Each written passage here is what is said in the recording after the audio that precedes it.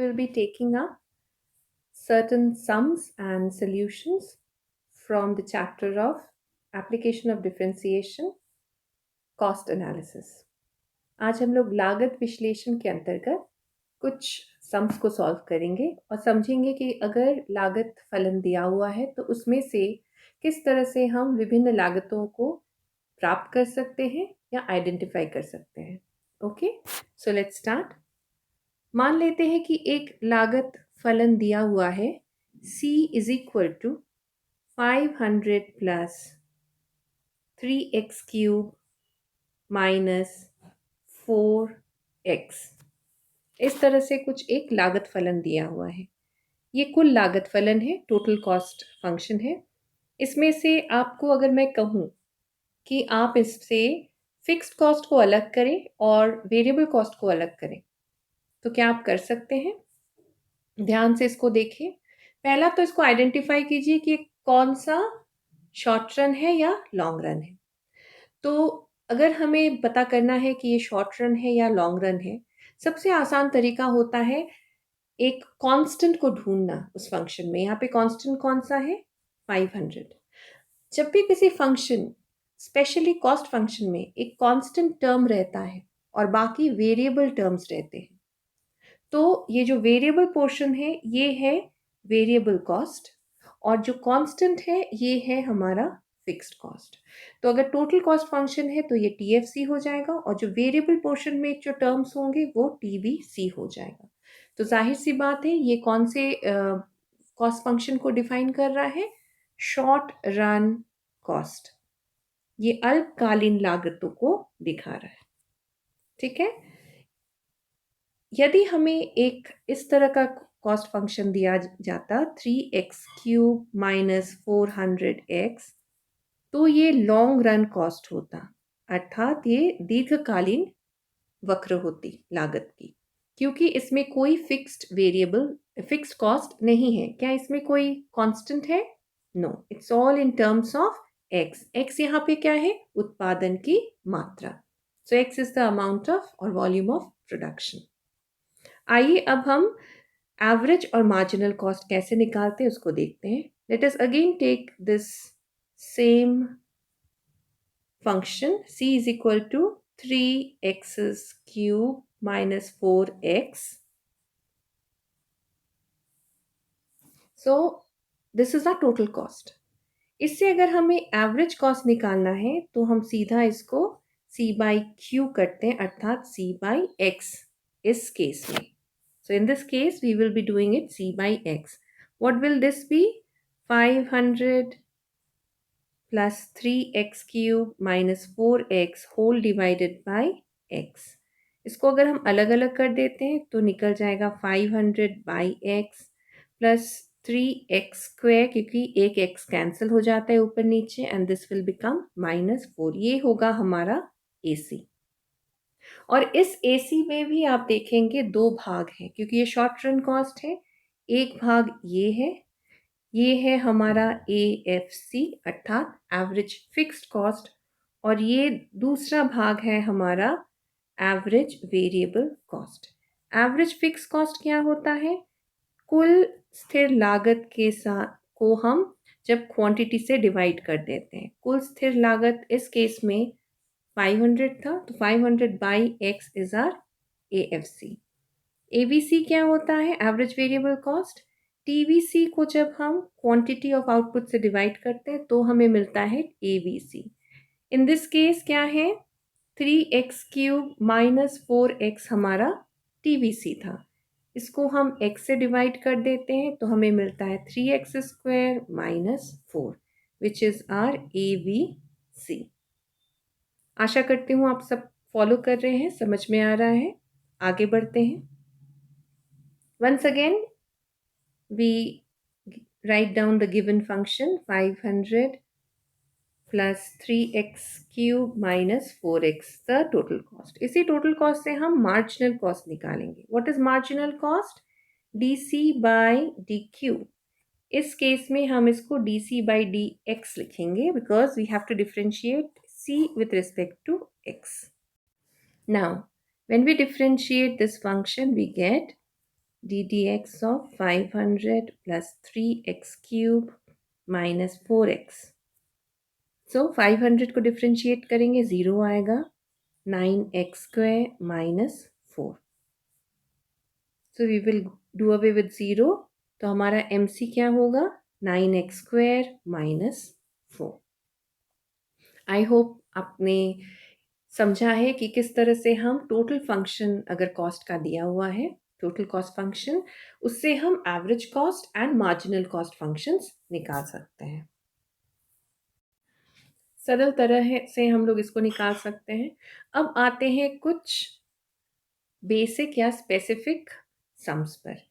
कुछ सम्स में आपको पूछा जा सकता है कि उस आउटपुट के लेवल को या उत्पादन के उस लेवल या स्तर को ज्ञात करने के लिए जहां AC मिनिमम है, क्योंकि उत्पादक जो है वो अधिकतम समय में अपना पर यूनिट प्राइस कॉस्ट अर्थात प्रति इकाई लागत को न्यूनतम करने की कोशिश करता है, और यही उसके लिए सबसे संभाव्य रूप से अधिकतम लाभ देने वाला उत्पादन का स्तर होता है.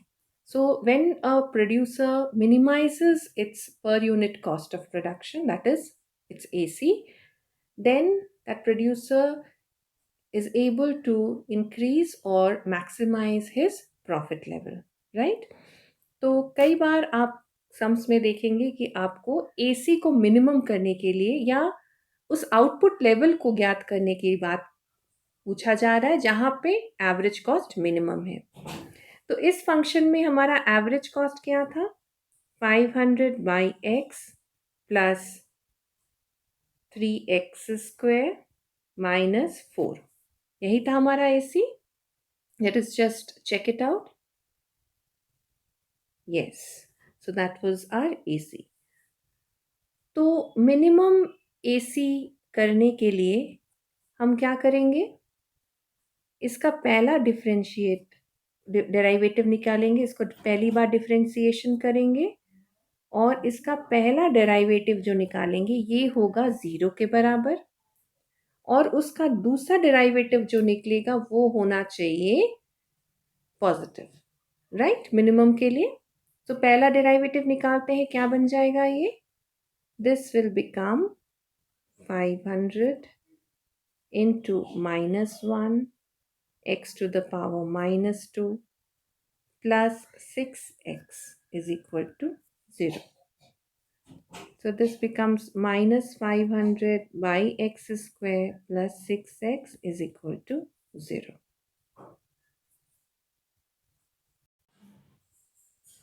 Okay, so what will it be?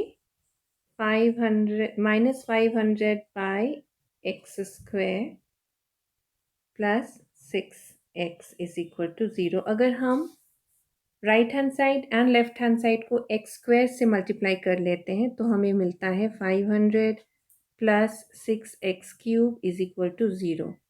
Therefore 6x cube is equal to 500.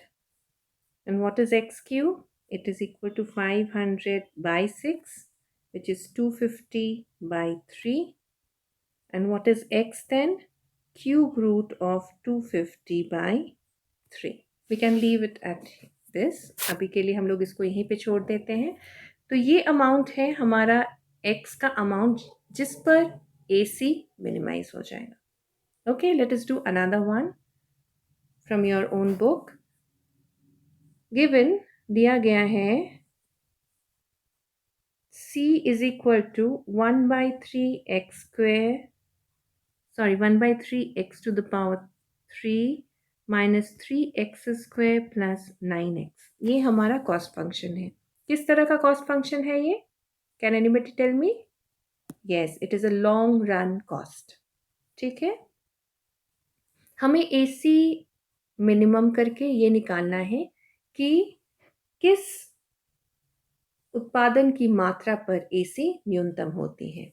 So we have to find the level of output, वो उत्पादन की मात्रा where AC is minimized,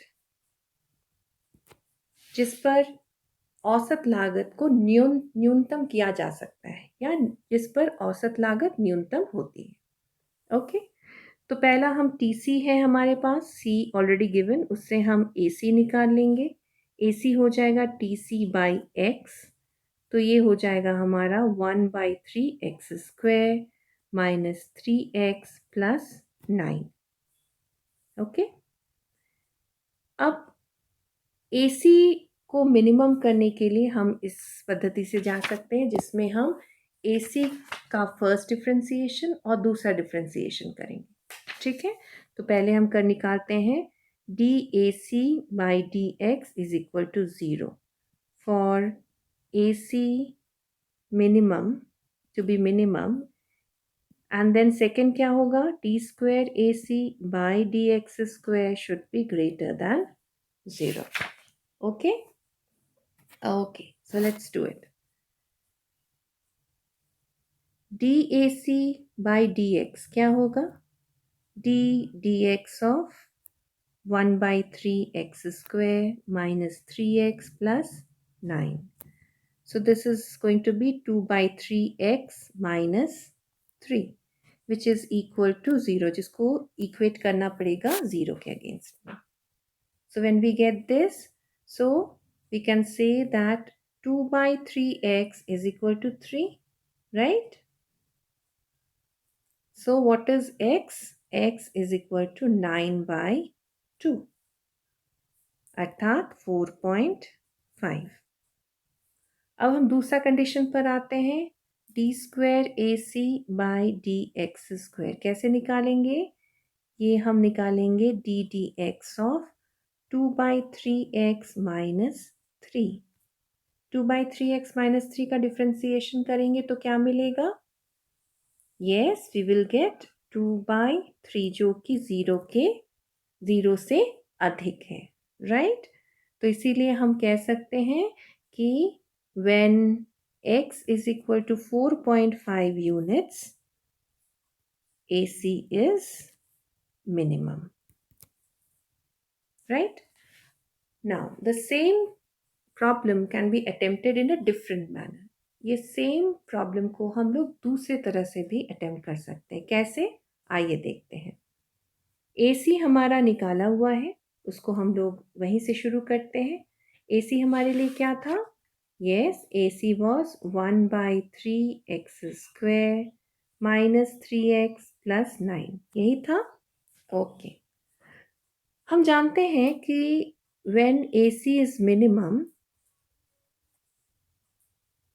MC और AC बराबर होते हैं। आपको मैंने कल के वीडियो में तीनों संबंध बताए थे AC और MC के बीच में।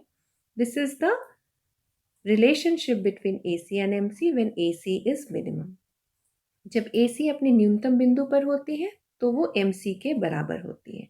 तो हम C दिया हुआ है हमारे लिए 1/3x³ minus 3x² plus 9x, इससे सीधे से हम MC भी निकाल सकते हैं। MC क्या हो जाएगा, 3/3x² minus 6x plus 9. 3 gets cancelled, so we are left with x² minus 6x plus 9.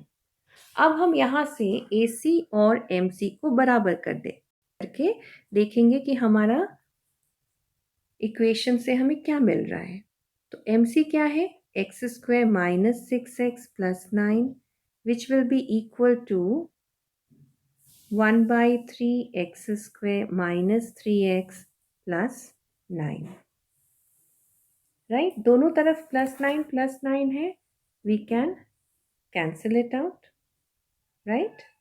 अब हम लोग पूरे x वेरिएबल का जो जितने सारे टर्म्स है एक साइड लेके आएंगे और दूसरा साइड 0 लिख देंगे। So what do we get, x² minus 1/3x² minus 6x plus 3x is equal to 0.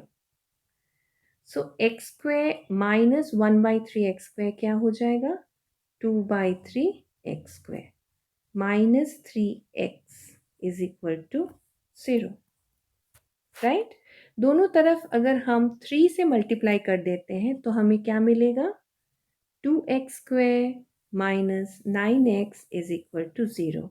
x को कॉमन लेते हुए चलते हैं तो 2x माइनस 9 मिलता है इज इक्वल टू 0। अब दोनों साइड को हम x से डिवाइड कर देंगे तो क्या मिलेगा? 2x minus 9 is 0। Therefore 2x is equal to 9 or x is equal to 4.5. So when x is 4.5, AC is minimum proved. तो आप किसी भी पद्धति से, किसी भी मेथड से आप इसको अटेम्प्ट कर सकती हैं। I hope you have understood it and you'll be able to solve the other problems that I'm going to post in your assignment in your WhatsApp group.